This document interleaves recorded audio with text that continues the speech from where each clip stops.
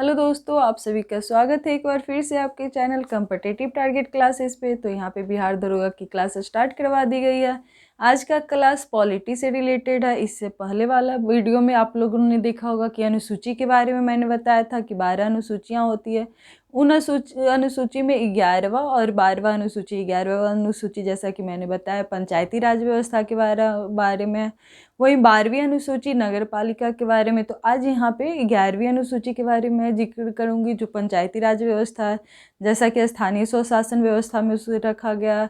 तो पहले आप तो यदि आप हमारे चैनल पर नए हो तो इस चैनल को ज़रूर सब्सक्राइब करना। इसके साथ साथ हमारा वीडियो अच्छा लगे तो इसे ज़रूर लाइक करना। तो आज के वीडियो में आप पॉलिटी का वीडियो जानोगे, पंचायती राज व्यवस्था के बारे में जानोगे कि पंचायती राज व्यवस्था कहते किसको है, इसके लिए कितनी सारी समितियां लाई गई, ये कब लागू किया गया, पंचायती राज व्यवस्था से जुड़ी हुई हर एक क्वेश्चन जो कि एग्जाम में आते हैं। तो यहाँ यदि आप यहाँ से वीडियो देख लेते हो और इसके बाद एमसीक्यू क्वेश्चन लगाते हो तो आपका सारा क्वेश्चन सही होने का चांस है। तो आप हमारे वीडियो के लास्ट तक बने रहो। तो आज के वीडियो में आप लोग बेसिकली जानोगे स्थानीय स्वशासन।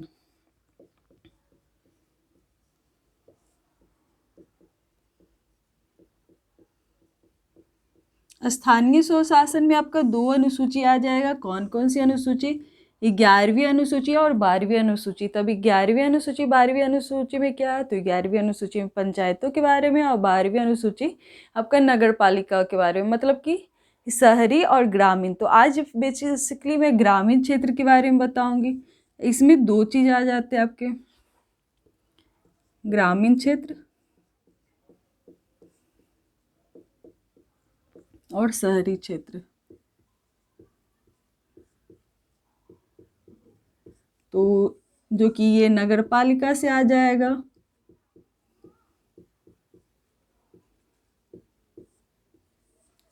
और ये ग्राम पंचायत से आ जाएगा। तो आज आप लोग ये वाला पार्ट देखोगे इस वीडियो के माध्यम से।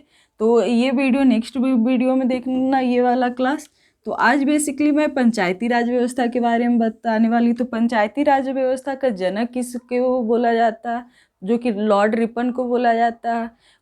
जैसा कि पहले संवैधानिक दर्जा पंचायती राज व्यवस्था को नहीं दिया गया था, लेकिन सामुदायिक विकास कार्यक्रम फेल था, वहाँ पे जनता की भागीदारी नहीं होती थी। तो पंचायती राज के बारे में आप लोग जानते होंगे कि बहुत सारी समितियाँ पास की गई थी, लेकिन उसमें 4 समितियाँ महत्वपूर्ण एग्जाम में पूछा जाता है। कौन कौन सी समिति? बलवंत राय मेहता समिति हो गया, फिर अशोक मेहता समिति हो गया। इसके साथ साथ आप लोग सिंधवी समिति, BKR राव समिति, ये सब के बारे में जानते होंगे। तो कौन सी समिति पंचायती राज को दर्जा दिलाने में योगदान था, मतलब कि कौन सी त्रिस्तरीय था, 2 स्तरीय था। इसके साथ साथ आप लोग को पंचायती राज में क्वेश्चन आता है कि जवाहरलाल नेहरू जो कि 2 अक्टूबर 1959 में हुआ थे, मतलब यहाँ से हर एक क्वेश्चन आपका MCQ सॉल्व कर दिया जाएगा, जो कि हर एक पार्ट में आपको बताया जाएगा। तो अभी आपका ये रिवीजन क्लासेज है, तो आप लोग एक बार देख सकते हो जो कि यहाँ पे है। इन समितियों में देखोगे कौन कौन सी फेमस समिति, 4 समिति जो जहाँ से आपके क्वेश्चन आते हैं, जैसे कि बलवंत राय मेहता समिति हो गया, बलवंत राय मेहता समिति, ये बहुत बार क्वेश्चन आता है यहाँ से। फिर बलवंत राय मेहता समिति के बाद कौन सी समिति आपको ज़्यादा पूछे जाते हैं? तो अशोक मेहता समिति।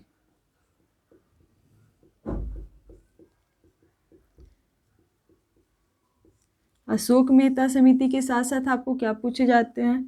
एक पूछे जाएंगे GVK राव समिति।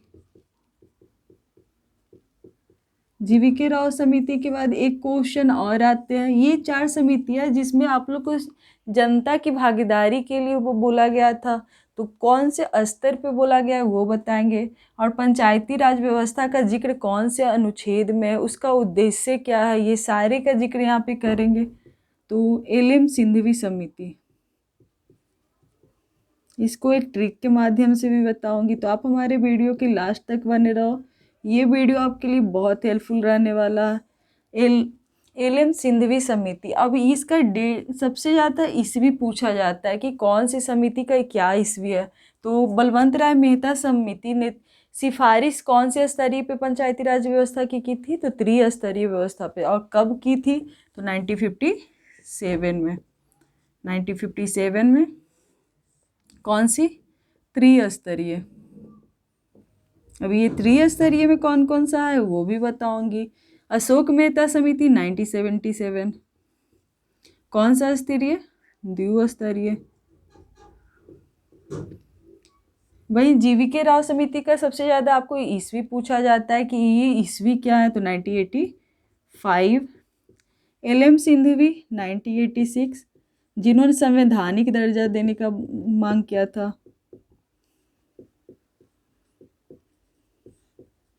तो ये सब जिक्र किसके बारे में किया जा रहा है? पंचायती राज व्यवस्था की। इसके बारे में पंचायती, अभी सिर्फ आपको समझा रही हूँ, इसका प्रॉपर क्लास करवाऊंगी, आपको लिखवाऊंगी तो वो आप लोग लिखना। अभी सिर्फ समझाने के लिए बता रही हूँ कि पंचायती राज व्यवस्था, यदि पूछा जाएगा पंचायती राज व्यवस्था का जिक्र कौन से अनुच्छेद में है? तो अनुच्छेद 40 में। इसका उद्देश्य क्या है? उद्देश्य के बारे में पूछा जाएगा कि पंचायती राज व्यवस्था का उद्देश्य क्या है? तो लोकतांत्रिक विकेंद्रीकरण, मतलब जनता की भागीदारी हो।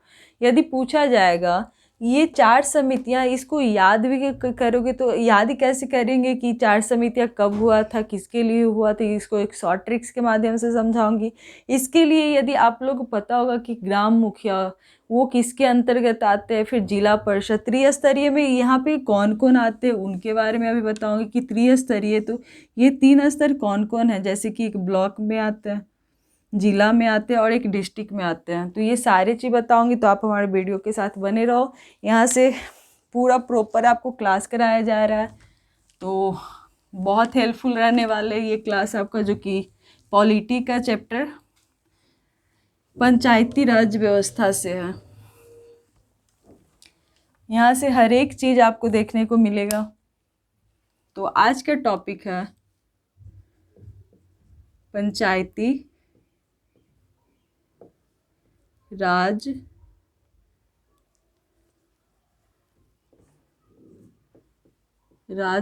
व्यवस्था। तो ये पंचायती राज व्यवस्था किसके अंतर्गत आता है? इसे क्या बोला जा सकता है? आप लोग क्या बोलोगे? स्थानीय स्वशासन।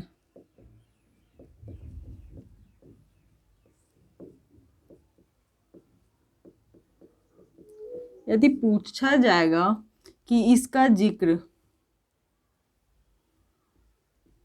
स्थानीय स्वशासन, इसका जिक्र कौन से अनुच्छेद के तहत किया गया? तो अनुच्छेद 40। उद्देश्य क्या है? उद्देश्य क्या था? लोकतांत्रिक विकेंद्रीकरण। लोकतांत्रिक विकेंद्रीकरण। अब इसका मतलब क्या होता है? लोकतंत्र मतलब जनता जिसमें भाग ले रही हो, जैसे कि अब्राहम लिंकन का एक मत था, जनता ने जनता के लिए जनता के द्वारा किया गया शासन को क्या बोला जाता है? तो वही लोकतंत्र विकेंद्रीकरण। इसके बाद यदि पूछा जाएगा, सबसे ज़्यादा यहाँ से क्वेश्चन आते हैं कि स्थानीय स्वशासन के जनक किसे कहा जाता है? तो स्थानीय स्वशासन के जनक लॉर्ड रिपन को कहा जाता है। किसे कहा जाता है? हर एक पॉइंट यहाँ पे आपका कवर कराऊंगी। स्थानीय स्वशासन के जनक के बारे में पूछा जाएगा। स्थानीय स्वशासन के जनक कौन है? तो जनक है, ये क्वेश्चन बहुत बार आ चुके आपके एग्जाम में, जनक लॉर्ड रिपन को कहा जाता है।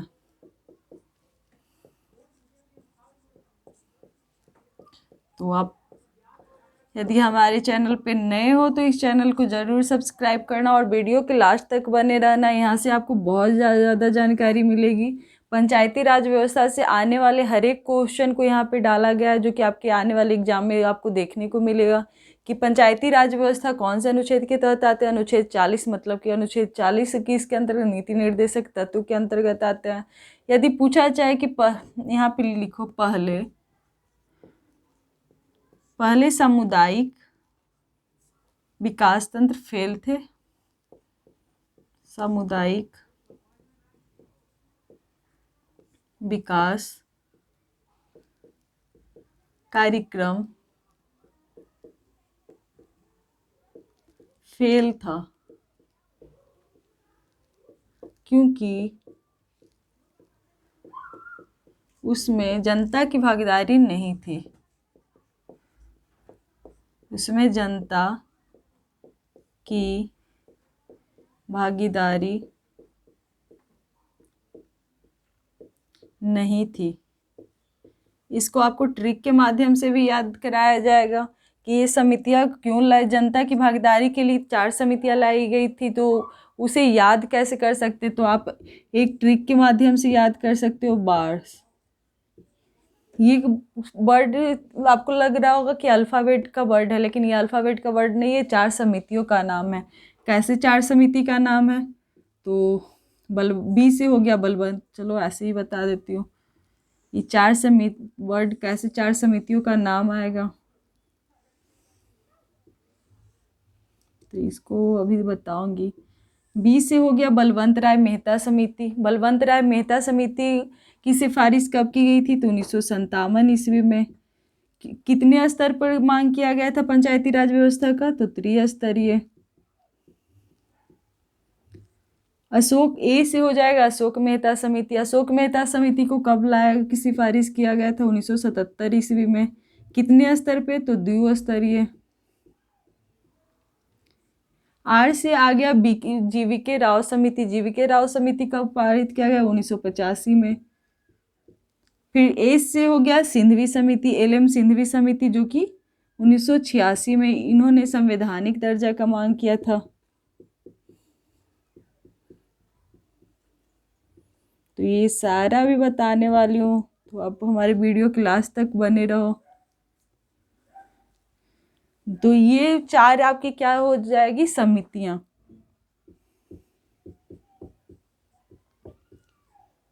अब इस समिति में क्या क्या डिमांड था, ये त्रिस्तरीय क्या थे, द्विस्तरीय क्या थे, उस सबकी चर्चा यहाँ पे करेंगे। यदि समितियों के बारे में बोला जाए तो कितनी समितियां हैं,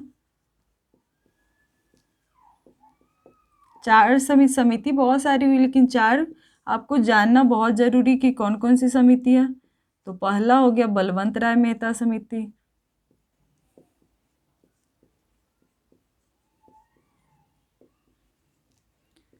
बलवंत राय मेहता समिति। इनका ईस्वी क्या था, 1957।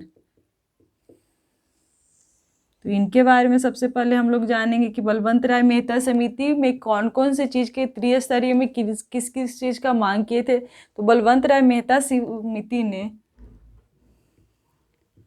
बलवंत राय मेहता समिति ने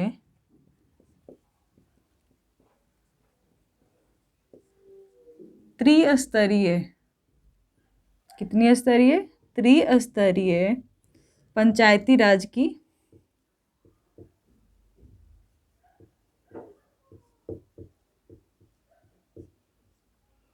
त्रिस्तरीय पंचायती राज की सिफारिश की थी।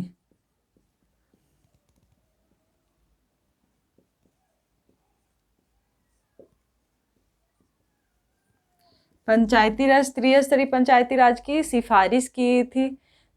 तो यहाँ तक इधर देखो, ये वाला तो आप लोग समझ गए होंगे, इसको भी लिख लेना।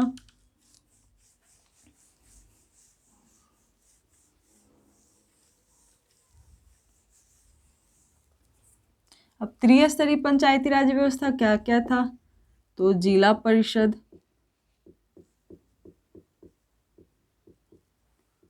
दूसरा प्रखंड पंचायत,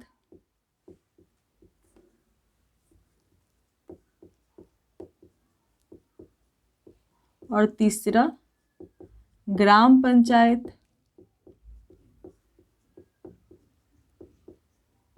मतलब डिस्ट्रिक्ट में, ब्लॉक में और फिर ग्राम में, ये 3 स्तरीय की मांग की थी, त्रिस्तरीय। यदि बात किया जाए कि ये त्रिस्तरीय मांग को दर्जा दिया गया था तो नहीं, उस टाइम बलवंत राय मेहता समिति 1957 के तहत सिफारिश किया गया था, लेकिन उस टाइम इसको दर्जा नहीं दिया गया था, इनकी मांग को रिजेक्ट कर दिया गया था। तो इनकी मांग को उस टाइम क्या कर दिया गया था, रिजेक्ट कर दिया गया था, मतलब कि नहीं माना गया था। उसके बाद 2 अक्टूबर 1959, ये डेट याद कर लेना, ये बहुत बार एग्जाम में आपको देखने को मिला होगा। 2 अक्टूबर 1959 राजस्थान के नागौर जिले में, राजस्थान के नागौर जिले में सबसे पहले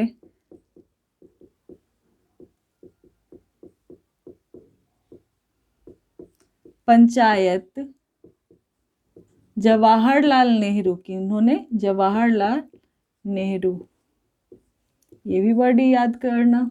राजस्थान के नागौर जिले में, ये भी हाईलाइटेड है कि यदि पूछा जाएगा सबसे पहले पंचायत की स्थापना कहाँ की गई थी, तो 2 अक्टूबर 1959 में राजस्थान के नागौर जिले में पंचायत की स्थापना की गई थी, ने स्थापना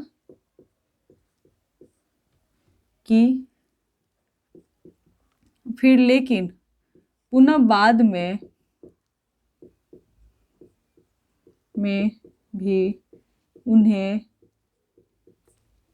पंचायती राज का दर्जा नहीं दिया गया था, उन्हें पंचायती राज का संवैधानिक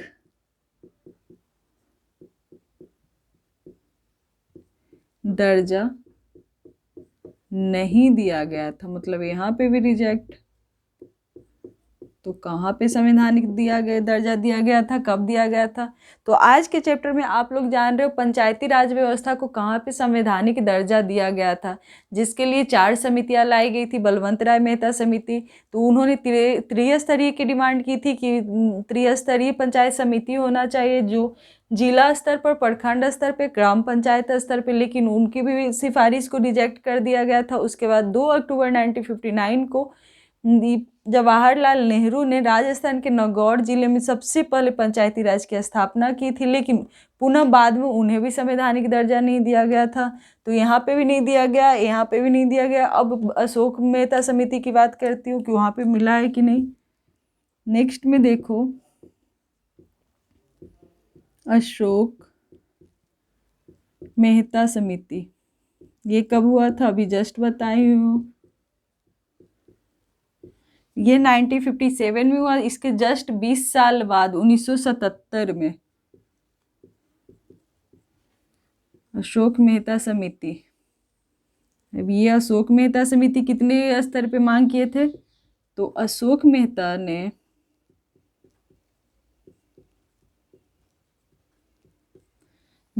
ने पंचायत को द्विस्तरीय पर,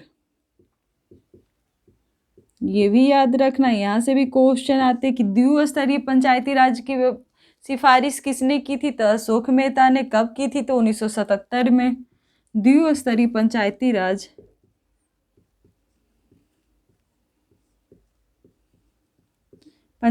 राज की सिफारिश की,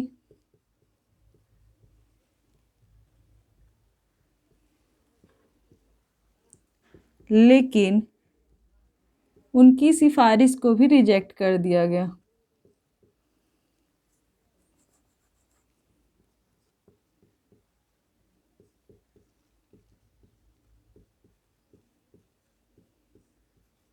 को भी रिजेक्ट कर दिया गया। तो यहाँ तक तो आपने जाना अशोक मेहता समिति के बारे में कि अशोक मेहता समिति ने 1977 में द्विस्तरीय की मांग की। ये वाला तो आपका हो गया होगा कि स्थानीय स्वशासन का जनक किसे कहा जाता है, तो लॉर्ड रिपन को कहा जाता है। फिर पहले सामुदायिक विकास कार्यक्रम फेल थी क्योंकि वहाँ पे जनता की भागीदारी नहीं थी, तो ये भी हो गया होगा आपका कंप्लीट। फिर समितियों के बारे में 4 समितियाँ, बलवंत राय मेहता समिति, इन्होंने त्रिस्तरीय पे डिमांड की थी, त्रिस्तरीय जिला परिषद, प्रखंड, ग्राम पंचायत। तो यहाँ तक तो आपका क्लियर हो गया होगा, तो यहाँ तक मैं क्लीन कर देती हूँ। फिर अशोक मेहता समिति,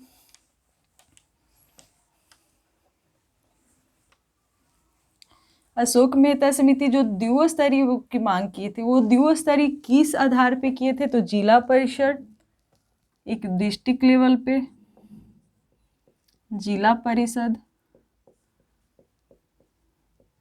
ये सारा चीज लिखते जाना। फिर सेकेंड में किस पे किए थे? एक डिस्ट्रिक्ट लेवल पे करेंगे तो एक ग्राम लेवल पे, मतलब कि एक कहाँ पे किए थे? मंडल पंचायत, जिसे बोला गया था मंडल पंचायत। तो ये द्विस्तरीय की मांग किसने की थी? अशोक मेहता समिति ने, लेकिन इससे भी रिजेक्ट कर दिया गया। तो अभी तक कितने रिजेक्ट हुए? ये और जवाहरलाल नेहरू वाला। फिर इसके बाद 2 समितियां और आपके महत्वपूर्ण रहते हैं। एक हो गया जीवीके राव, जीवीके राव समिति। ये कब हुआ था? 1985 में। इन्होंने भी पंचायती राज को संवैधानिक दर्जा देने का मांग किया गया था, लेकिन इनको भी रिजेक्ट कर दिया गया था। इनकी मांग को भी पूरी नहीं की गई थी, तो इनको भी रिजेक्ट कर दिया गया था। उसके बाद आते हैं, कौन आते? LM सिंघवी समिति, LM सिंघवी समिति। तो LM सिंघवी समिति के बारे में मैंने बताया कि कब इनको ये किया गया था, तो ये 1985 में, तो ये 1986 में।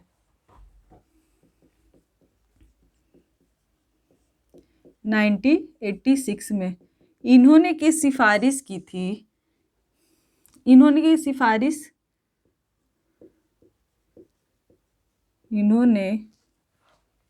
सिफारिश क्या की थी? इन्होंने पंचायती राज को, जैसा कि जीवीके राव ने किए थे, वे भी किए थे, पंचायती राज को संवैधानिक दर्जा देने का, संवैधानिक दर्जा दिया जाए। और ये क्वेश्चन आते भी है।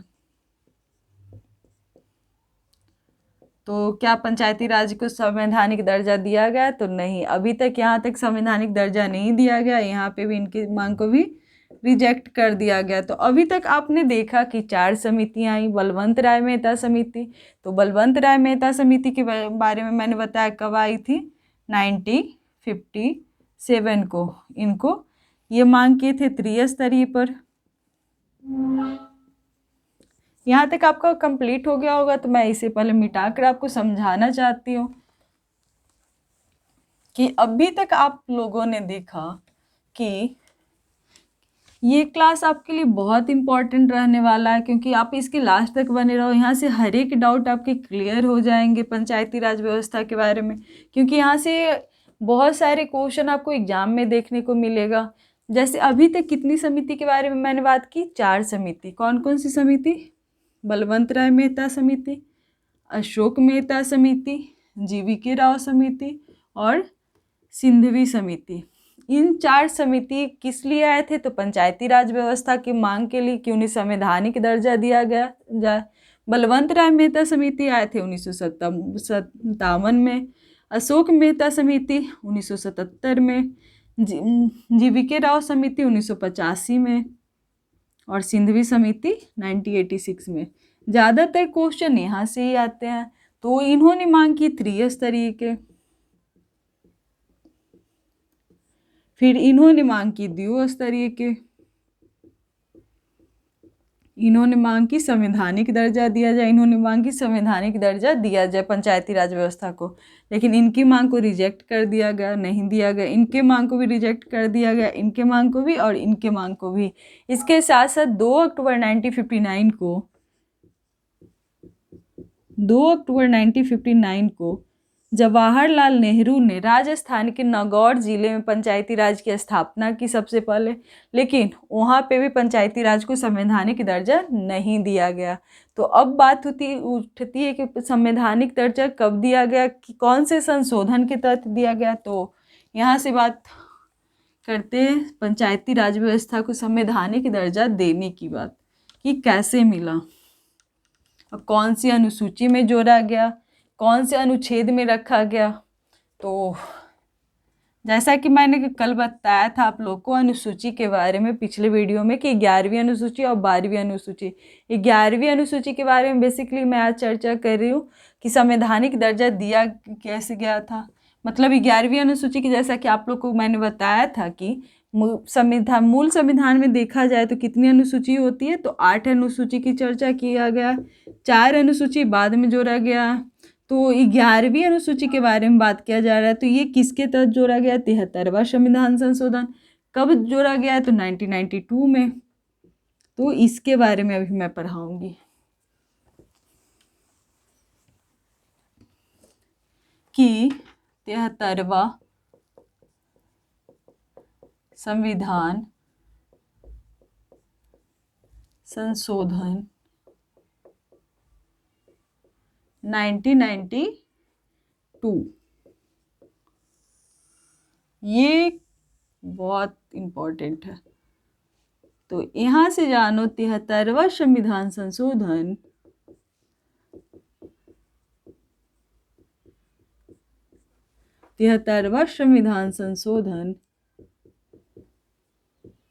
1992 में पंचायती राज को दर्जा दिया गया। फाइनली कब दिया गया? 73वां संविधान संशोधन 1992 में पंचायती राज को संवैधानिक दर्जा दिया गया।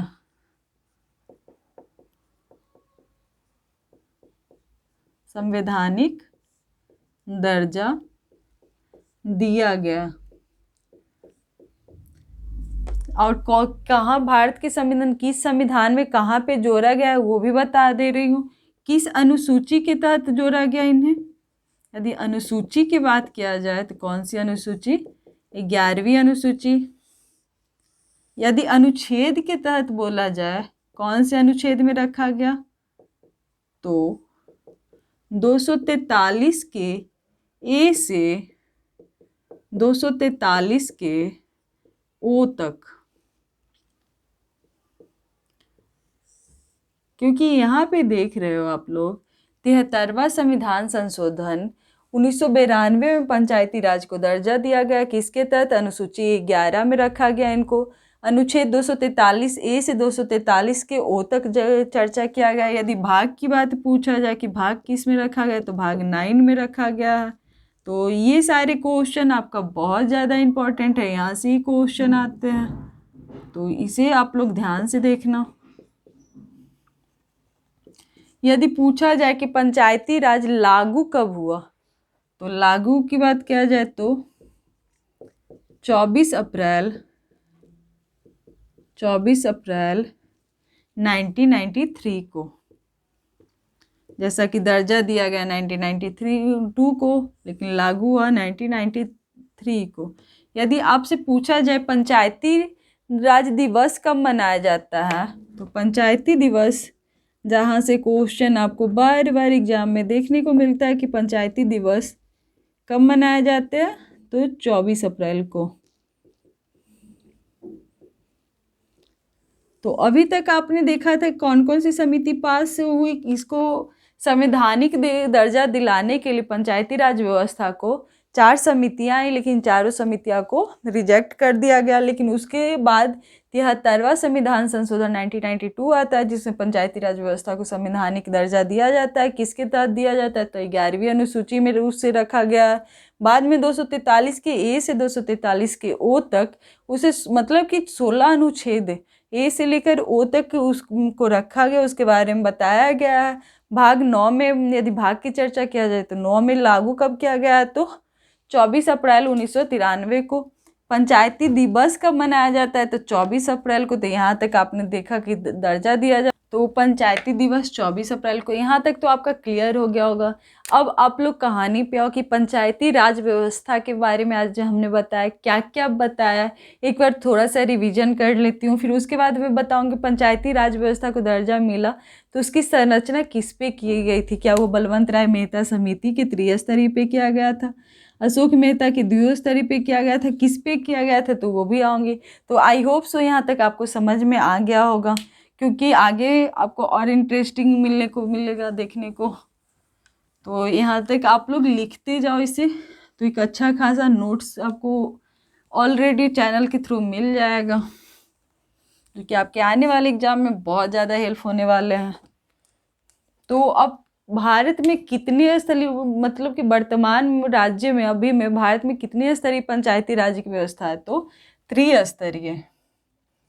भारत में त्रिस्तरीय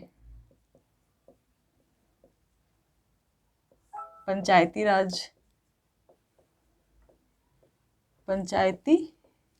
राज व्यवस्था है। अब यहाँ से आपको डायग्राम से पढ़ोगे तो आपको और इजी से समझ में आएगा कि पंचायत की संरचना कैसे हुई है, पंचायती राज व्यवस्था की संरचना कैसे हुई है। संरचना बना कैसे है, तो जैसा कि आप लोग सब जानते होंगे कि सबसे पहले डिस्ट्रिक्ट आता है, फिर ब्लॉक आता है, फिर हमारा गांव आता है, मतलब कि ग्राम पंचायत होते हैं। फिर ग्राम पंचायत के आगे जाओगे तो क्या आएंगे, पंचायत समिति आएंगे। फिर इसके आगे ऊपर जाओगे तो जिला परिषद आएंगे। अब कहाँ पे, यहाँ पे देखोगे मुखिया सरपंच होते हैं। फिर आगे जाओगे तो प्रमुख मिलेंगे। फिर यहाँ पे जाओगे तो जिला अध्यक्ष मिलेंगे। यही वाला डायग्राम यहाँ पे हम लिखवा देते हैं। डायग्राम से आपको देखोगे कि सबसे बड़ा क्या होता है, तो ऑफकोर्स सबसे बड़ा डिस्ट्रिक्ट होता है, फिर ब्लॉक होता है, फिर ग्राम होते हैं। तो इसको हम अभी यहाँ पे बताएंगे उसमें कौन भाग लेता है। जैसा कि आप सभी को इसके बारे में पता होगा कि पंचायत यहाँ पे जाने त्रिस्तरीय होते हैं। अब कौन कौन से स्तर में किन्हें रखा जाए, तो बड़ा से आते हैं छोटा की तरफ। जब सबसे पहले जिला परिषद, मतलब कि डिस्ट्रिक्ट लेवल जिला परिषद। फिर सेकेंड में आपका आ जाएगा पंचायत समिति। कमेंट में जरूर बताना कि कैसा लग रहा है आपको पढ़ने में। पंचायत समिति डिस्ट्रिक्ट से ब्लॉक में आया, ब्लॉक से आपका जाएगा गांव में, गांव में आएगा ग्राम पंचायत। ग्राम पंचायत अब सबके एक अध्यक्ष होते हैं और एक सदस्य होते हैं। क्या होते हैं, सब में एक अध्यक्ष और एक सदस्य होते हैं। अब देखो यहाँ से भी क्वेश्चन आते हैं कि अध्यक्ष का चुनाव कैसे होता है, मतलब कि निर्वाचन कैसे होता है, सदस्य का निर्वाचन कैसे होता है। तो यहाँ पे देखोगे गांव में जैसा कि पंच का चुनाव जनता लोग भागीदारी होते हैं, मतलब कि प्रत्यक्ष रूप से। मुखिया का चुनाव होता है प्रत्यक्ष रूप से, उसमें भी जनता लोग भाग लेते। तो अध्यक्ष और सदस्य, अध्यक्ष ग्राम पंचायत का अध्यक्ष किसको बोला जाता है, ग्राम मुखिया को। तो दोनों का चुनाव के बारे में पूछा जाए कि चुनाव कैसे होते हैं, तो चुनाव होते हैं प्रत्यक्ष रूप में। यहाँ से क्वेश्चन आपके आते हैं, तो इसे ध्यान से देखना, क्योंकि बहुत सारे स्टूडेंट एग्जाम में ये गलती करते हैं कि उन्हें पता नहीं रहता है कि अध्यक्ष के बारे में पूछा जा रहा है या सदस्य के बारे में पूछा जा रहा है। इसलिए हमें यहाँ पे तोड़ तोड़ के बता रहा है कि अध्यक्ष है या सदस्य है। यदि यहाँ पे देखोगे ग्राम पंचायत में क्या होता है, सबसे पहले मुखिया होता है। सबसे पहले आपका मुखिया जी आएंगे, फिर सरपंच आएगा, फिर पंच आएगा। इस तरह से होते, लेकिन सबका चुनाव जनता भाग लेते हैं, इसलिए सबका चुनाव में क्या होता है, अध्यक्ष और सदस्य सबका चुनाव प्रत्यक्ष रूप में होता है। यदि पंचायत समिति जिसके प्रमुख, अध्यक्ष को प्रमुख कहा जाता है, इसमें भी अध्यक्ष होते हैं और सदस्य होते हैं। लेकिन यहाँ पे ये दोनों में देखोगे कि अध्यक्ष का चुनाव होता है अप्रत्यक्ष रूप से, जबकि सदस्य का चुनाव होता है प्रत्यक्ष रूप में। तो यहाँ पे ये ध्यान देने वाली बात है कि सदस्य का चुनाव होगा तो जनता भाग लेंगे, लेकिन अध्यक्ष का चुनाव इनके चुने हुए सदस्य में से ही होता है, तो वहाँ पे जनता भागीदारी नहीं होती, तो वह अप्रत्यक्ष रूप में होता है। वहीं जिला परिषद के भी होते हैं अध्यक्ष और सदस्य, यहाँ पे भी सेम कंडीशन लागू होता है। अब बोलोगे यहाँ पे क्या इनके चुनाव अप्रत्यक्ष रूप में होता है, तो नहीं, यहाँ पे प्रत्यक्ष रूप में होता है, जबकि जिला परिषद के मतलब जिला अध्यक्ष का चुनाव के बारे में पूछोगे तो अप्रत्यक्ष। तो ये सिर्फ हम बेसिकली जानकारी देने के लिए नहीं आपको बता रहे हैं, यहाँ से क्वेश्चन आते हैं। अब यहाँ से आप लोग अभी तक जाने कि पंचायती राज व्यवस्था को संवैधानिक दर्जा 73वां संविधान संशोधन 1992 के तहत दिया गया, तो त्रिस्तरीय पे दिया गया। त्रिस्तरीय पे क्या में दिया गया, तो जिला परिषद, पंचायत समिति, ग्राम पंचायत। ग्राम पंचायत 3 प्रोसेस होता है, मतलब कि मुखिया, सरपंच, पंच, ऐसे करके बहुत सारे वार्ड मेंबर वगैरह होते हैं। जो अध्यक्ष और सदस्य होते हैं, सब में 2-2 अध्यक्ष सदस्य, जिनके चुनाव प्रत्यक्ष रूप में होता है या अप्रत्यक्ष रूप में। तो यहाँ तक तो आपका मतलब यहाँ तक आपको पूरी जानकारी दे दी गई है। इसके बाद थोड़ा सा और बताते हैं। यदि पूछा जाए सबसे इम्पोर्टेंट चीज़, पंचायती राज्य में महिलाओं का आरक्षण कितना दिया गया है, तो महिला लोग को पंचायत में आरक्षण कितने मिले, 1/3। यदि आरक्षण के बारे में पूछा जाए, आरक्षण कितना मिलता है, तो महिला लोग को 1/3 मिलता है, मतलब कि 33% बोला जाएगा। यदि पूछा जाए कार्यकाल कितने होते हैं, ग्राम पंचायत की बात यहाँ पे किया जाए तो ग्राम पंचायत के कार्यकाल कितने होते हैं, 5 ईयर। यहाँ पे भी सेम होता है, यदि वो विघटन किया जाता है तो 6 माह के अंदर किया जाता है। तो ये वाले क्वेश्चन, विघटन की स्थिति में चुनाव कितने माह के अंदर करा लिए जाते हैं, तो 6 माह के अंदर। तो ये क्वेश्चन आपको जानना, यहाँ से आप लोग देख रहे होगे कि यहाँ से जो भी यहाँ पे पढ़ाया जाए दोस्तों, आप लोग एक काम करना कि जो भी टॉपिक यहाँ पे पढ़ाया जाता है उसका एमसीक्यू क्वेश्चन सॉल्व करने की कोशिश करो। एमसीक्यू क्वेश्चन सॉल्व करने के बाद ये पता चलेगा आपको कि यहाँ से पढ़ाया गया क्वेश्चन वहाँ से मिलता है या नहीं। तो आप लोग यकीन मानो, जो भी एमसीक्यू मतलब कि सबसे अच्छा तो ल्यूसेंट वाला होता है, तो ल्यूसेंट वाला एमसीक्यू क्वेश्चन जाकर चैप्टर वाइज जो दिया हुआ रहता है वहाँ से जाकर मिलाओ कि आपकी यदि सही से क्लास यहाँ पे करोगे तो पूरे के पूरे क्वेश्चन आपके सही होने की चांस है, क्योंकि यहाँ पे सारे चीज़ आपको डाल दिया गया कि पंचायती राज्य का कार्यकाल कितने होते हैं, 5 ईयर। यदि विघटन की स्थिति में हो जाए तो चुनाव 6 माह के अंदर कराया जाता है। यदि आरक्षण के बारे में कि महिलाओं को आरक्षण कितना मिलता है, तो 1/3 महिला को आरक्षण दिया जाता है।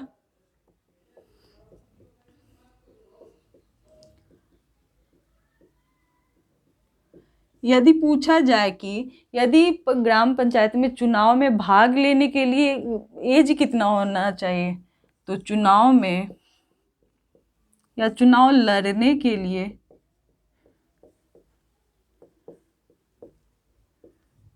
मिनिमम एज कितना होना चाहिए, न्यूनतम एज 21 साल। कितना, 21 साल यदि आपके होंगे तो आप चुनाव लड़ सकते हो, आप गांव के मुखिया भी बन सकते हो, सरपंच भी बन सकते हो, जो चाहे बन सकते हो, लेकिन आपके एज 21 साल होना चाहिए। तो 21 साल है तो आप बन सकते हो यदि आप इंटरेस्टेड हो मुखिया बनने में। इसके साथ साथ यदि पूछा जाए कि अभी तक आपने ये जाना पंचायती राज व्यवस्था के बारे में, इसके साथ साथ यदि विषय के बारे में पूछा जाए कि कितने विषय पर कार्य क्षेत्र रहते हैं, तो 29 विषय। इसे तो रट जाना, यहाँ से आते हैं पंचायती राज व्यवस्था कितने विषय पर कार्य क्षेत्र रहते हैं, तो 29 विषय पे। यदि पूछा जाएगा जैसा कि मैंने बताया कि प्रत्येक 5 साल पे चुनाव होते हैं। तो चुनाव करवाते कौन है? तो राज्य निर्वाचन आयोग। चुनाव किनके द्वारा होता है? तो राज्य निर्वाचन आयोग द्वारा।